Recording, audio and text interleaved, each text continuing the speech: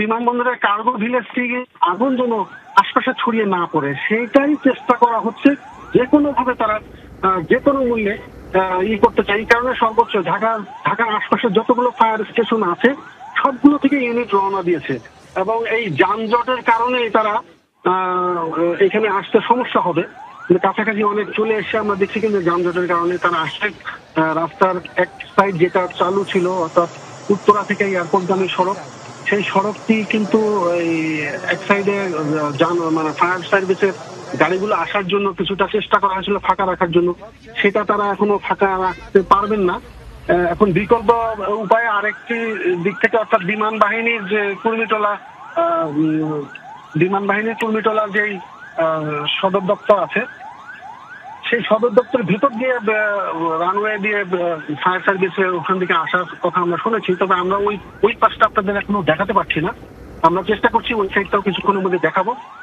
সেক্ষেত্রে আমাদের কাছে মনে হচ্ছে যে যতগুলো ইউনিট আসছে, আমরা আগুনের ভয়াবহতা এখনো ততটা ছড়ায়নি, কিন্তু কর্তৃপক্ষ সেই সাবধানতা অবলম্বন করার জন্যই, বিশেষ নিরাপত্তা দেওয়ার জন্যই, যেমন ফায়ার সার্ভিস যেন কোনোভাবে বিঘ্নিত না হয় সেই চেষ্টায় তারা করছেন, আমরা তাদের দেখতে পাচ্ছি। এবং তারা এখন এতটাই ব্যস্ত, তাদের সাথে আসলে কথা বলার সুযোগটা এই মুহূর্তে খুব কম। আমরা দেখছি তাদের এই চেষ্টা। আমরা আশা করব যে এই আগুনের তীব্রতা যেন আর না হয়, নিয়ন্ত্রণে থাকে, এবং সেটা যত তাড়াতাড়ি সম্ভব করে ভেতরে যাওয়ার চেষ্টা করে, ভেতরে কার্গোগুলিদের ভেতরে কতটা ক্ষয়ক্ষতি হয় সেটা রক্ষার জন্য তারা চেষ্টা করছেন বলে আমাদের কাছে মনে হচ্ছে। তখন তুহিন, আরেকটি বিষয় সেটি হচ্ছে যে এই মুহূর্তে অগ্নি নির্বাপনে যে পরিমাণ ইউনিট যুক্ত হয়েছে, তাতে তো অনেক ধরনের ক্ষয়ক্ষতির আশঙ্কাও হবার কথা। আসলে যারা আমদানি রপ্তানিকারক আছেন তাদের ওখানে অনেক সিএনএফ এজেন্টরা থাকেন, আরও যারা প্রতিদিনের কাজ করতে আসেন, বিভিন্ন ডকুমেন্টেশনের কাজে আসেন, রাজস্ব কর্মকর্তারা আসেন, মানে অনেক মানুষের সমাগম সেখানে হয়। আপনি এমন কোনো কিছু জানতে পেরেছেন কিনা যে যারা এই দপ্তরগুলোতে আসেন বা কার্গো ভিলেজে আসেন সেখানে ভেতরে কেউ আটকা পড়েছে কিনা বা সবাই বেরিয়ে যেতে পেরেছে কিনা, তাদের কোনো খবর আপনার কাছে আছে কিনা?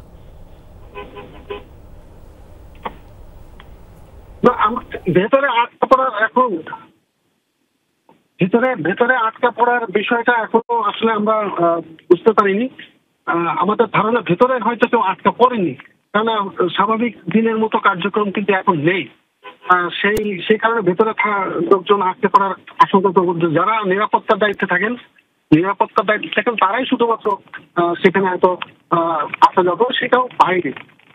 এই কারণে আমরা আশঙ্কা করছি ভিতরে হয়তো ওরকম আটকা পড়া সংখ্যা খুব কম। নিরাপত্তার দায়িত্বে যারা ভিতরে থাকেন আরো কতটুকু ধারণার অবস্থায় তারা বের হয়ে আসতে পেরেছেন, সেই ধরনের আমরা খবর শুনতে পাচ্ছি। কিন্তু আগুনের আসলে তীব্রতা যতটুকু মনে হচ্ছে, আমরা যদি কোনো খবর পাচ্ছি না, তা আমরা আশা করতে পারি, আমরা সবাই দোয়া করছেন যে এরকম কোনো বাজে খবর যেন না আসে। কারণ হঠাৎ করে তো আগুন ধাউ ধাউ করে লাগেনি, কিন্তু আগুনের এত বড় ছড়িয়ে পড়ার আগ পর্যন্ত কেন খবর পাওয়া যায়নি সেটিও কিন্তু একটা দুশ্চিন্তার বিষয়। যে সামান্য ধোঁয়াও যদি দেখা যেত বা কেউ যদি অ্যালার্ট করতেন, তাহলে হয়তো বিমানবন্দরে যে ব্যবস্থাপনাটা ছিল তারা হয়তো সেটাও চেষ্টা করতে পারতেন। কিন্তু সেই চেষ্টাটা কতটুকু হয়েছে প্রথমে, সেইটা নিয়েও এখন চিন্তা হচ্ছে। তবে আমাদের যে দৃষ্টিতে দেখছি, আমি দীর্ঘদিন ধরে বিমানবন্দরে নানান দুর্ঘটনা আমি পর্যবেক্ষণ করি। এত বড় আমার মনে করছে না যে ধরনের আগুন কতটা এর আগে লেগেছে কিনা বা কি করেছে। তবে তারা চেষ্টা করছেন।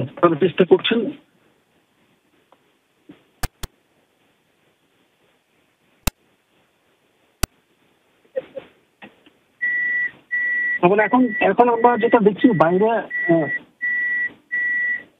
আইন শৃঙ্খলা বাহিনীর সদস্যরা উৎসুক জনতার ভিড় আটকানোর জন্য তাদেরকে সেই চেষ্টা করছেন।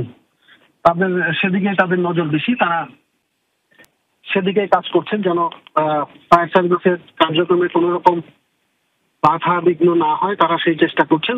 তবে আমরা এখনো দেখছি যে মূল টার্মিনাল ভবনের কাছাকাছি পর্যন্ত, মানে আগুন ওদিক থেকে যেন মূল টার্মিনালের দিকে না যায় সেদিকে একটা ব্যারিকেড দেওয়া হয়েছে। সেদিক থেকেই আইন শৃঙ্খলা বাহিনী বা ফায়ার সার্ভিসের সদস্যরা সেটাই চেষ্টা করছেন যে সেদিক থেকে যেন কোনো না হয়। তা আমরা যতটুকু দেখতে পাচ্ছি সে আগুনটা আসলে মূল টার্মিনাল ভবনের দিকে আসার কোনো আশঙ্কা এখন পর্যন্ত নেই। তবে যতটুকু চেষ্টা চলছে তারা সেটা করছেন। তবে আপনার কাছে আগে বলে রাখি যে এর আগে যখন মূল টার্মিনাল ভবনে আগুন লেগেছিল, তিনতলার একটি বিদেশি এয়ারলাইন্সের সংস্থা অফিস থেকে আগুন লেগেছিল, ওই সময় কিন্তু বড় ধরনের ঘটনা আমরা শুনেছিলাম যে বড় ধরনের স্বর্ণের চালান বেশ কয়েকটি আটকা পড়েছিল, বেশ কয়েকটি স্বর্ণের চালান আটকা পড়েছিল। একটা গল্প বা সেই গল্প অনেকে হাস্যচ্ছলে বলুক আর যেভাবে বলুক যে বড় ধরনের স্বর্ণ বা অন্যান্য অবৈধ মাদকের চালান যখন বিমানবন্দরের কোনো সিন্ডিকেট এখান থেকে পাস করতে চায় তখনই এই ধরনের একটা দুর্ঘটনা ঘটে।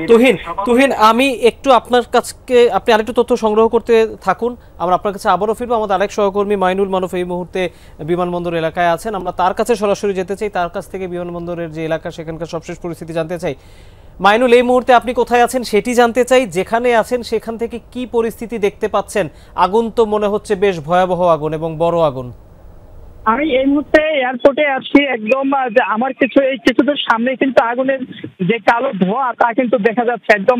আর আশেপাশে যে এলাকা পুরোটা কিন্তু তীব্র গরম হয়ে গিয়েছে, যেহেতু আগুনের ধোঁয়া দেখে কিন্তু মনে হচ্ছে যে কোনো ছোটখাটো আগুন নয়, এটি যেখানে যেই সকল মালামাল ছিল তার সবই কিন্তু পুড়ছে এবং কোনো দাহ্য পদার্থ থাকতে পারে কিনা সেটা আমরা এখনো জানিনি এবং কিভাবে আগুনের সূত্রপাত তা কিন্তু এখনো জানা যায়নি। তবে যেমন পরিস্থিতি দেখা যাচ্ছে তা হচ্ছে আগুনের পর যে কালো ধোঁয়া সৃষ্টি হয় আগুন থেকে, সেই ধোঁয়া কিন্তু পুরো আকাশ ঢেকে গেছে এবং এই ধোঁয়া কিন্তু প্রায় 5 থেকে 10 কিলোমিটার দূর থেকে দেখা যাচ্ছে। আমরা যখন বিজয় সরণিতে ছিলাম, আমরা যখন আসছিলাম এইদিকে, আমরা সেখান থেকেও কিন্তু এই ধোঁয়া দেখেছি এবং এখানে আসার পর যদি বলি যে কুণ্ডুলির ধোঁয়া, যে কালো ধোঁয়া তা কিন্তু বেরিয়ে আসছে। আমাদের ওই পর্যন্ত এখন আমরা যেতে পারিনি, তবে আমরা চেষ্টা করছি যে আগুনের ঘটনা যেখানে সেই তার কারো কাছাকাছি যাওয়ার। তবে এখন পর্যন্ত আমরা এখানে দাঁড়িয়েছি একটা জায়গায়, এখান থেকে বেশি দূর যেতে দেওয়া হচ্ছে না। তবে আমরা চেষ্টা করবো যে তাদের সাথে কথা বলে যেখানে এই ঘটনাটি ঘটেছে সেখানে যাওয়ার। তবে এই মুহূর্তে আমাদের ক্যামেরাও কিন্তু রেডি হচ্ছে,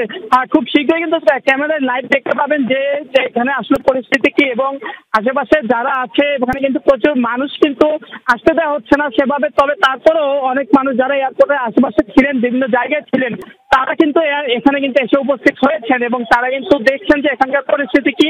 এবং এর বাইরে এখন পর্যন্ত ফায়ার সার্ভিস থেকে আমাদের যেমনটা জানানো হয়েছে যে তারা আগুন নেভানোর জন্য সর্বোচ্চ চেষ্টা করছেন এবং 20টিরও বেশি ফায়ার সার্ভিসের ইউনিট কিন্তু এখন এয়ারপোর্টে কাজ করছেন আগুন নেভানোর জন্য এবং তারা সর্বোচ্চ চেষ্টা করার পরে আগুনের যে পরিস্থিতি বলা যায় যে এই আগুন সহজে নিভবে কিনা এখনই বলা যাচ্ছে না এবং তারাও কিন্তু বলতে পারছেন না আগুন কখন নিয়ন্ত্রণে আসবে বা কিভাবে নিয়ন্ত্রণে আনা যাবে।